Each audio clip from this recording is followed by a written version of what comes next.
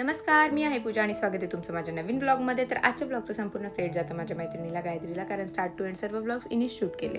तर आम्ही जत्रा हॉटेलवरून थेट निघालो होतो त्र्यंबक रोडला माझ्या मैत्रिणीच्या लग्नासाठी. रस्त्यांची खूप वाईट हाल असल्यामुळे आम्ही अर्ध लग्न उरकल्यानंतर तिथे पोहोचलो आणि इथे पोहोचल्यानंतर माझ्या बेस्टीला मी भेटली आणि हिचं हे प्रोडक्ट ज्याला मला खूप दिवसापासून भेटायचं होतं, पण ते असं लग्नात भेटणं झालं, ते मोठं होऊन गेलं, पण भेटणं काही झालं नाही.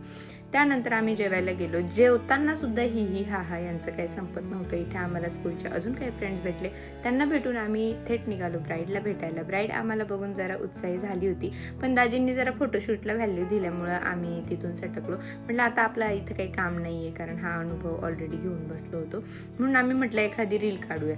तर ह्या रीलच्या नादामध्ये आम्ही खूप टाईमपास केला, खूप सारे फोटोज काढले, रील पण काढायचा प्रयत्न केला, पण आमच्या ही हा मुळे एक पण रील चांगली आली नाही.